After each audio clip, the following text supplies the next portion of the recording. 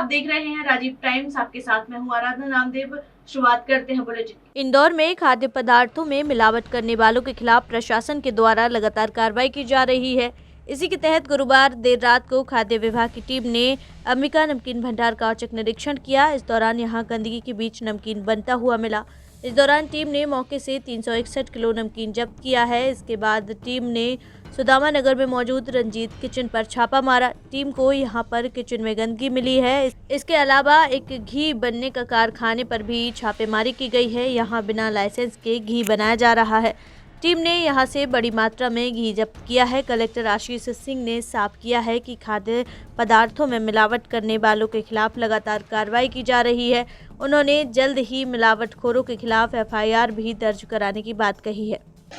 देखिए, लगातार ये कार्रवाइयाँ हमारी चल रही हैं और अगर कहीं पर कोई इस प्रकार की मिलावट संबंधी चीज़ पाई जाती है तो न केवल जो फूड के संबंधित चीज़ें उन पे कार्रवाई करी जाएगी, बल्कि अन्य कड़ी कार्रवाई जैसे एफआईआर दर्ज कराना जैसे भी चीज़ें करी जाएंगी। ये बहुत ही आवश्यक है कि इस प्रकार की मिलावट या फिर नकली या फिर इस प्रकार की सभी चीज़ों पर रोकथाम लगे और इस पर बहुत सख्ती से पेश आया जाएगा। एमजीएम मेडिकल कॉलेज परिसर में बने ऐतिहासिक किंग एडवर्ड हॉल में जैन सोशल ग्रुप के द्वारा की गई हैलोवीन पार्टी को लेकर विरोध प्रदर्शन लगातार जारी है। कल एमजीएम मेडिकल कॉलेज के सभी डॉक्टरों और कर्मचारियों के द्वारा इस मामले में रैली निकालकर विरोध दर्ज कराया था। तो वहीं आज कांग्रेस के कार्यकर्ताओं ने इस घटना को लेकर अनोखा विरोध प्रदर्शन किया। कांग्रेसियों ने पंडितों और तांत्रिकों के साथ किंग एडवर्ड हॉल पहुंचकर भूत भगाने का प्रयास किया। साथ ही परिसर के बाहर ही हनुमान चालीसा का पाठ भी किया और पुलिस प्रशासन से फोटो वीडियो में दिखाई देने वाले लोगों पर एफआईआर दर्ज करने की मांग भी की है। इस दौरान कांग्रेस नेता देवेंद्र यादव ने कहा कि गत दिनों भूतिया पार्टी का आयोजन ऐतिहासिक किंग एडवर्ड हॉल में किया गया। इस मामले में एमजीएम मेडिकल कॉलेज के डीन संजय दीक्षित की बड़ी लापरवाही सामने आई है। उन्होंने नियमों को ताक पर रखकर यहां पर जैन सोशल ग्रुप को पार्टी की अनुमति प्रदान की थी और अपने घर में भोजन भी कराया। कांग्रेस नेता ने आरोप लगाया कि king Edward hall Halloween party में भाजपा नेता अक्षय कांति बम पार्टी में नजर आ रहे हैं, लेकिन पुलिस और प्रशासन अक्षय कांति बम के दबाव में कार्रवाई नहीं कर रहा है। इंदौर विकास प्राधिकरण ने अहिल्या पथ योजना को लेकर भले ही तैयारी शुरू कर दी हो, लेकिन इस योजना को लेकर लगातार विरोध देखने को मिल रहा है।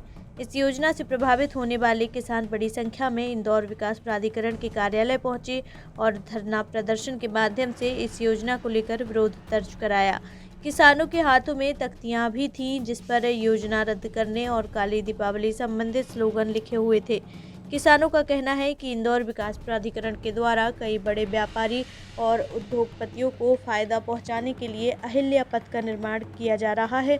15 किलोमीटर लंबे इस अहिल्या पथ की जद में कई गांव आ रहे हैं, जबकि कई किसानों की जमीन का भी अधिग्रहण किया जा रहा है, जबकि किसान अपनी जमीन देने को तैयार नहीं है। वहीं प्रशासन के द्वारा जबरन जमीन का अधिग्रहण किया जा रहा है। किसान और आम लोगों ने आईडीए के अधिकारियों को ज्ञापन सौंपते हुए इस योजना को रद्द करने की मांग की है। इंदौर विकास प्राधिकरण के सीईओ राम प्रसाद अहिरवार के मुताबिक योजना के पहले किसानों से चर्चा की गई है। इंदौर विकास प्राधिकरण की सभी योजना के लिए किसानों की जमीन पर ही ली जाती है। अगर किसानों को इस योजना या जमीन अधिग्रहण में कोई परेशानी हो तो बैठकर चर्चा की जाएगी। इंदौर के खजराना इलाके में पिछले दिनों हुई लूट का पुलिस ने खुलासा कर दिया है। पुलिस की जांच में लूट की रिपोर्ट लिखाने वाला फरियादी ही आरोपी निकला है, जिसके बाद पुलिस ने लूट की झूठी कहानी रचने वाले राजकुमार को गिरफ्तार कर लिया है। पूरे मामले का खुलासा करते हुए एडिशनल डीसीपी अमरेंद्र सिंह ने बताया कि 2 दिन पहले फरियादी राजकुमार परमार ने खजराना थाना पहुंचकर शिकायत की थी कि रात को 1 बजे कुछ बदमाशों ने उसके साथ लूट की वारदात को अंजाम देते हुए उसके गले से चेन लूट ली है। जांच के दौरान पुलिस ने घटनास्थल के आसपास लगे सीसीटीवी कैमरे चेक किए तो मामला संदिग्ध नजर आया, जिसके बाद पुलिस ने मुखबिर की सहायता से गंभीरता से जांच की। पुलिस की 1 दिन की जांच में पूरे मामले का खुलासा हो गया। पुलिस की माने तो राजकुमार परमार पर काफ़ी कर्ज हो गया था और इसी वजह से उसने लूट की झूठी कहानी बनाई और पुलिस को गुमराह किया ताकि वो अपनी चेन को बेच सके। फिलहाल पुलिस ने मामले में आरोपी को गिरफ्तार कर लिया है और जांच शुरू कर दी है। दिनांक 21 अक्टूबर को एक फरियादी के द्वारा ये रिपोर्ट की गई थी कि उसको जब वो रात में चाऊ रेस्टोरेंट के पास में गुजर रहा था, तो वहाँ अज्ञात लोगों के द्वारा मोटरसाइकिल जो सवार थे उनके द्वारा उसकी झपटमारी करते हुए चेन खींच ले गए। पुलिस ने इस मामले में प्रथम दृष्टि अपराध की सूचना होने के आधार पर 304 जो BNS है उसके तहत उसमें अपराध पंजीबद्ध किया गया और पूरे मामले की जांच पड़ताल की गई और काफी इन्वेस्टिगेशन इसमें किया गया। इसमें घटनास्थल के आसपास के CCTV फुटेज, उसके आने जाने का जो रूट है, जब उसको ट्रैक किया तो कहीं भी किसी प्रकार का कोई मूवमेंट आगे पीछे नहीं दिखाई दिया। फिर उसके बाद से पुनः फरियादी के द्वारा, जो फरियादी राजकुमार था, उससे फिर बातचीत की, कई चरणों में जब पूछताछ की गई तो अंततः उसने ये स्वीकार किया कि वो जो घटना है वो क्योंकि उसके पास कोई लोन वगैरह था और उसके ऊपर काफी पेमेंट की मतलब काफी एक तनाव में था और उससे बचने के लिए उसने इस प्रकार की एक रिपोर्ट कायम कराई थी और पूरा मामला बेसिकली घटना नहीं हुई जबकि घटना की रिपोर्ट की गई। तो पुलिस ने इस पूरे मामले में जो खारिजी की कार्रवाई इसमें की जाएगी और पूरे मामले को इसमें इन्वेस्टिगेशन लिया जाएगा। आगामी त्योहार दीपावली पर्व को देखते हुए जहां बाजार सज चुके हैं तो वहीं पटाखा विक्रेताओं को दुकान के लिए लाइसेंस भी जिला प्रशासन की तरफ से जारी किए जा चुके हैं। कलेक्टर आशीष सिंह ने जिले के सभी SDM और अन्य अधिकारियों को निर्देश दिए हैं कि जिन व्यापारियों को पटाखा बिक्री के लिए लाइसेंस जारी किए गए हैं वहां मौके पर पहुंचकर निरीक्षण भी करें। इसके अलावा ये भी देखा जाए कि जिला प्रशासन के द्वारा जारी की गई गाइडलाइन का यहां पालन किया जा रहा है या नहीं। कलेक्टर आशीष सिंह ने सभी अधिकारियों को निर्देश दिए हैं कि दीपावली पर्व के दौरान पटाखों के निर्माण, उपयोग, विक्रय, वितरण को लेकर जारी किए गए नियम और आदेश का पालन सख्ती से कराया जाए। साथ ही अगर कहीं गड़बड़ी पाई जाती है तो सख्त कार्रवाई भी की जाए। पटाखों को लेके पहले से ही दिशा निर्देश जारी हैं। जो विधिवत आदेश हैं, नियम कानून है, उन सभी का शब्दशः पालन करना अनिवार्य हो। इंदौर के नायता मुंडला स्थित अमलतास परिसर के रहवासी लंबे समय से बिजली, पानी और साफ सफाई की समस्याओं से जूझ रहे हैं। इन समस्याओं को लेकर लगातार प्रशासन से शिकायत की जा रही थी, लेकिन अब तक कोई समाधान नहीं निकला है, जिसके बाद रहवासियों ने अपना एक संगठन बनाकर खुद ही यहाँ का मेंटेनेंस शुरू कर दिया है। जैसे ही नगर निगम के अधिकारियों को ये बात पता चली तो उन्होंने एक बार फिर से मेंटेनेंस अपने हाथ में ले लिया है, लेकिन हालात फिर भी नहीं सुधरे, जिसके बाद रहवासियों ने कांग्रेस नेता दौलत पटेल के साथ मिलकर इस अव्यवस्था के खिलाफ मोर्चा खोल दिया है और आज जमकर प्रदर्शन किया। रहवासियों ने यहाँ 1 घंटे तक धरना दिया और नगर निगम से तत्काल समस्याओं का समाधान करने की मांग की। रहवासियों की चेतावनी और प्रदर्शन के बाद नगर निगम और पुलिस के अधिकारी मौके पर पहुंचे और रहवासियों की समस्या को सुनने के बाद जल्द ही इसके निराकरण का आश्वासन दिया है। अधिकारियों का कहना है कि नगर निगम पहले यहां का मेंटेनेंस करती थी, लेकिन अब रहवासियों ने खुद का संघ बना लिया है। ऐसे में अब नगर निगम के कर्मचारी रहवासियों के साथ मिलकर यहां का मेंटेनेंस देखेंगे ताकि किसी को परेशानी का सामना ना करना पड़े। ये प्रधानमंत्री आवास योजना का अमलतास परिसर है। सन 2020 में इन लोगों को यहाँ पर साउथ तोड़ा, आजाद नगर, यहाँ 2-3 बस्ती, दोस्त नगर, 3 बस्तियों को यहाँ शिफ्ट किया गया था। 10% की राशि लेके उनको शिफ्ट किया गया था, जो कि उनको देना था 2 लाख रुपए देना था। ये 12 से 15 लाख रुपए का फ्लैट हमने उनको 2 लाख रुपए में प्रोवाइड किया है। इसमें 10 साल की एक कंडीशन डली हुई है कि किराएदार नहीं होना रखना है उनको इसको क्रय विक्रय नहीं करना है, क्योंकि एक गरीब व्यक्ति को उसको रहने के लिए शासन ने दिया हुआ इस फ्लैट को। 4 साल से निरंतर यहाँ पर नगर निगम मेंटेनेंस का कार्य देख रही थी। अभी इन्होंने रहवासी संघ बना दिया है, वो प्रॉपर तरीके से मेंटेन नहीं कर पा रहा था, तो अभी ये निर्णय हुआ है इस मीटिंग में कि अभी हम उनको रहवासी संघ को साथ में लेके पूरा मेंटेन करेंगे और उसको प्रॉपर ट्रेनिंग देंगे कि आप लोगों को इसको कैसे सुचारू रूप से संचालित करना है। देखिए, हम अभी फिलहाल में अमलतास परिसर लिमोदी इस कैंपस में खड़े हैं। यहाँ के रहवासी बहुत सारी समस्याओं से जूझ रहे थे। यहाँ पर सबसे बड़ी जो समस्या देखने को मिली है, पानी की समस्या। लोगों को यहाँ पर प्रॉपर पानी नहीं मिल रहा है। नगर निगम के द्वारा यहाँ पर पिछले 4 दिनों से पानी यहाँ पर लोगों का बंद कर दिया गया था। दूसरी जो बड़ी समस्या थी, कचरे की समस्या। कचरे की साफ सफाई की बिल्कुल भी यहाँ व्यवस्था नहीं थी। रहवासी में त्राही मची थी। यहाँ पर डेंगू से अभी पिछले महीने यहाँ एक बच्ची की मौत हो गई है और काफी नियम बिल्कुल सफाई नहीं कर रहे हैं। बिल्कुल भी सफाई नहीं हो रही है। साफ सफाई का बिल्कुल कोई भी ध्यान नहीं रख रहा है। इंदौर के नवागत पुलिस कमिश्नर संतोष कुमार सिंह ने शुक्रवार को इंदौर पहुंचकर अपना पदभार ग्रहण किया।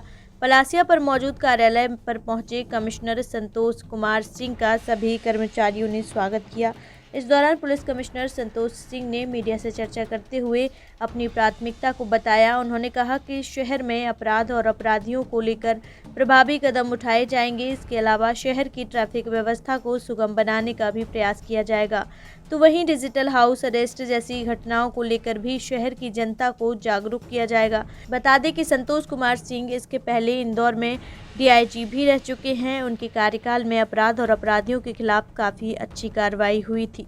ये कमी लगातार पूरी हो रही है। जहाँ तक मेरी जानकारी है कि पहले फेज़ में जब कमिश्नरेट शुरू हुआ था तो बाकी प्रदेश के कुछ जिलों का बल लाके और उसको हमने सपोर्ट किया था। अभी 1000 के आसपास जो है पद स्वीकृत करके वो बल आ भी चुका है। उसको मैं एक बार देख लूँगा। वो बल ने ज्वाइन कर लिया है और उसके बाद भी ये लगातार उत्तरोत्तर चलने वाली प्रक्रिया है। समय के साथ जो है बहुत सारी चीज़ें बदलती हैं, आबादी बढ़ती है, तो उसको देख के और मुझे लगता है कि शासन अभी भी हमारी भर्ती की प्रक्रिया चल ही रही है। ये लगातार चलेगी और मुझे लगता है कि आने वाले समय में ये सारी चीज़ें और बेहतर होंगी। दिव्यांगजनों को रोजगार उपलब्ध कराने के लिए जिला प्रशासन के द्वारा एक अभिनव पहल की गई है। दिव्यांगजनों को सशक्त बनाने के लिए प्रशासन के द्वारा रोजगार पोर्टल की शुरुआत की गई है। दिव्यांगजन इस पोर्टल पर रोजगार के लिए आवेदन कर सकते हैं। यह पोर्टल नौकरी पाने के इच्छुक दिव्यांगजनों और नियोक्ताओं के बीच सेतु का काम करेगा। दिव्यांगजन इसमें अपना पंजीयन कर रोजगार पा सकते हैं। इस पोर्टल के संबंध में आज कलेक्टर आशीष सिंह की अध्यक्षता में बैठक संपन्न हुई। इस बैठक में सभी विभागों के अधिकारी, उद्योगपति, व्यापारी और सामाजिक संगठन के लोग शामिल हुए। दिव्यांगजनों से अपील की गई कि वे पोर्टल पर जाकर अपना पंजीयन कराएं और अपनी व्यक्तिगत जानकारी, कार्य अनुभव आदि की जानकारी अपलोड करें, जिसे देख कंपनियां शैक्षणिक योग्यता, कार्य अनुभव को देखकर दिव्यांगजनों को रोजगार के अवसर उपलब्ध कराएंगी। देखिए, दिव्यांगजनों को रोजगार देने का ये एक सामाजिक अभियान है। माननीय जिला प्रशासन द्वारा इस अभियान को संचालित किया जा रहा है, जिसमें association of industries Madhya Pradesh पूरे सहयोग के साथ इस काम में जुटा है। 1900 करीब दिव्यांगजन अभी कुल रजिस्टर्ड है। उनको सबको रोजगार दिलाने का इस हेतु ये मीटिंग हुई है। हमने एक प्रस्ताव रखा है कि एक रोजगार मेले के माध्यम से दिव्यांगजनों को वहाँ बुलाकर उनका इंट्रोडक्शन एसोसिएशन कराए और उद्योगपति उनका स्वयं चयन करे और वहाँ से उनको रिक्रूटमेंट दे। और अगर कुछ कमी भी लगती है, उनको जो ज़रूरत है उसमें अगर कुछ 19-20 होता है, तो मेरा उद्योगपति बंधुओं से यही अपील रहेगा कि वह अपने कुल रोजगार की क्षमता का 5 से 10% दिव्यांगजनों के लिए आरक्षित रखकर ऐसे काम उनको दिए जाए जो उनके द्वारा आसानी से किए जा सके। देखिए, 2 बैठकें जो हम लोग कोशिश कर रहे हैं कि एक तो दिव्यांगों को रोजगार से जोड़ा जाए और लगभग 5-6 महीने पहले हम लोगों ने मेला भी लगाया था और कई सारे दिव्यांगों को उसमें रोजगार से जोड़ा था। उसी समय एक पोर्टल हम लोगों ने बनाया था जिसमें दिव्यांगजन रजिस्टर कर सकते हैं अपने को, जिसपे अपने रोजगार के लिए आवेदन कर सकते हैं और दूसरी तरफ जो इंडस्ट्रीज़ हैं उनको वो आवेदन दिखेंगे और इंडस्ट्रीज़ अपने ज़रूरत के हिसाब से दिव्यांगजनों को हायर कर सकते हैं। तो आज उसी की समीक्षा बैठक रखी गई थी। 1700 ऐसे दिव्यांगजन हैं जिन्होंने इस पोर्टल पर अभी तक अप्लाई किया है। इंडस्ट्रीज़ की बैठक लेके उन सभी को बहुत तेज़ी से हम लोग रोजगार से जोड़े, इस संबंध में समीक्षा बैठक करी गई और आगे प्रगति करी जाएगी।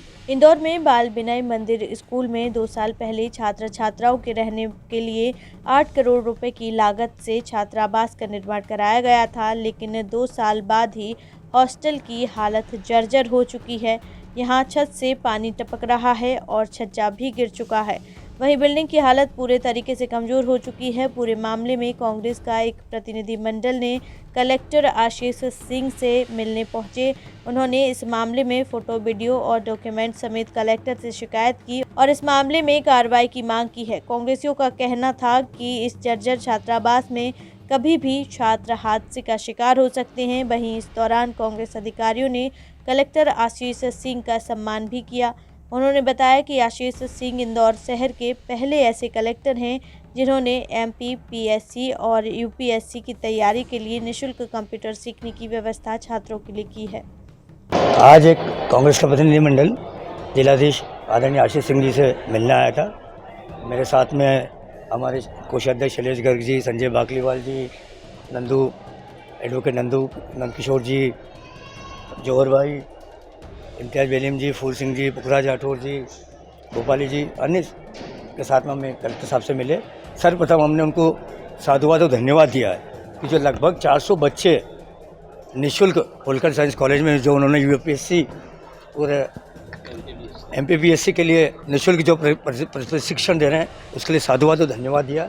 मैं समझता हूँ मध्य प्रदेश में पहले से कोई कलेक्टर महोदय होंगे जिन्होंने ये छात्रों को हित को देखते हुए ये योजना चालू करी। भोपाल में दिवाली से पहले पुरानी पेंशन योजना DAHRA और महंगाई भत्ते की मांग को लेकर सरकारी कर्मचारियों ने मोहन यादव सरकार के खिलाफ सतपुड़ा भवन और बल्लभ भवन के बाहर बड़ा प्रदर्शन किया। 50 से अधिक संगठनों ने बैनर तले जुटे। कर्मचारियों का कहना है कि सरकार 21 सालों से पेंशन योजना बहाल नहीं कर रही है और महंगाई भत्ते में भी बढ़ोतरी नहीं हुई। कर्मचारियों ने सरकार पर केवल दिवाली से पहले वेतन देकर वाहवाही लूटने का आरोप लगाया और चेतावनी दी कि मांगे पूरी न होने पर उनका आंदोलन जारी रहेगा। इस बुलेटिन में फिलहाल इतना ही। देश दुनिया की तमाम खबरें देखने के लिए देखते रहिए राजीव टाइम्स। नमस्कार।